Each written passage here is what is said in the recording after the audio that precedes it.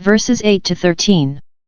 Courts of judgment were ordered to be erected in every city, ch. 16:18, and they were empowered to hear and determine causes according to law, both those which we call pleas of the crown and those between party and party, and we may suppose that ordinarily they ended the matters that were brought before them, and their sentence was definitive, but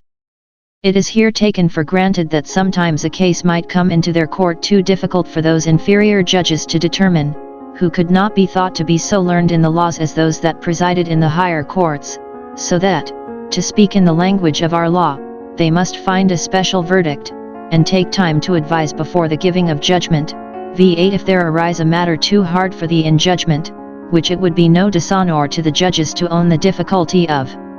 Suppose it between blood and blood, the blood of a person which cried and the blood of him that was charged with the murder which was demanded, when it was doubtful upon the evidence whether it was willful or casual or between plea and plea, the plea, that is, the bill or declaration, of the plaintiff and the plea of the defendant or between stroke and stroke, in actions of assault and battery, in these and similar cases, thought the evidence were plain.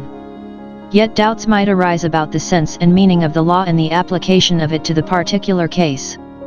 These difficult cases, which hitherto had been brought to Moses, according to Jethro's advice, were, after his death, to be brought to the supreme power, wherever it was lodged, whether in a judge, when there was such an extraordinary person raised up and qualified for that great service, as Othniel, Deborah, Gideon, etc., or in the high priest, when he was by the eminency of his gifts called of God to preside in public affairs, as Eli, or, if no single person were marked by heaven for this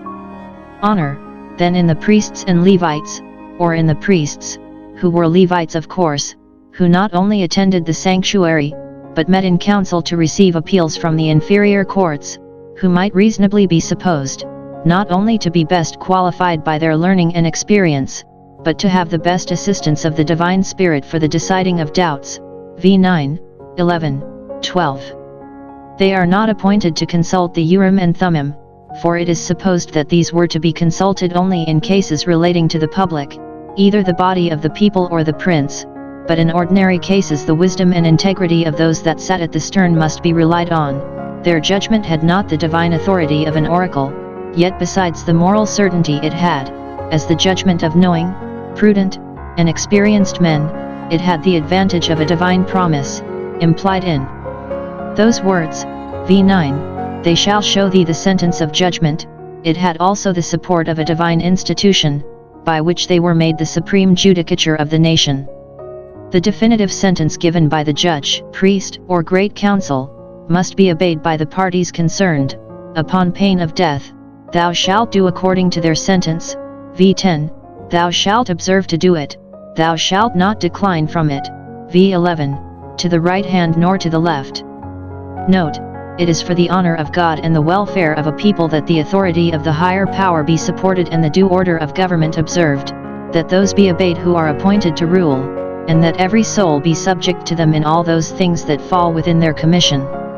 Though the party thought himself injured by the sentence, as every man is apt to be partial in his own cause, yet he must needs be subject, must stand to the award, how unpleasing soever, and bear, or lose, or pay, according to it, not only for wrath, but also for conscience sake.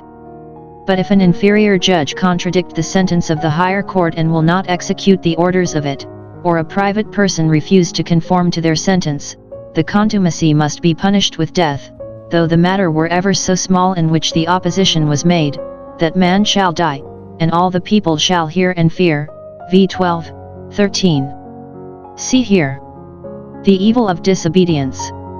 rebellion and stubbornness, from a spirit of contradiction and opposition of God, or those in authority under him, from a principle of contempt and self-willedness, are as witchcraft and idolatry. To differ in opinion from weakness and infirmity may be excused and must be borne with, but to do so presumptuously, in pride and wickedness, as the ancient translations explain it, this is to take up arms against the government, and is an affront to him by whom the powers that be are ordained. The design of punishment, that others may hear and fear, and not do the like. Some would be so considerate as to infer the heinousness of the offense from the grievousness of the penalty, and therefore would detest it, and others would so far consult their own safety as to cross their humors by conforming to the sentence rather than to sin against their own heads, and forfeit their lives by going contrary to it. From this law the apostle infers the greatness of the punishment of which those will be thought worthy that trample on the authority of the Son of God. Hebrew 10:28, 29.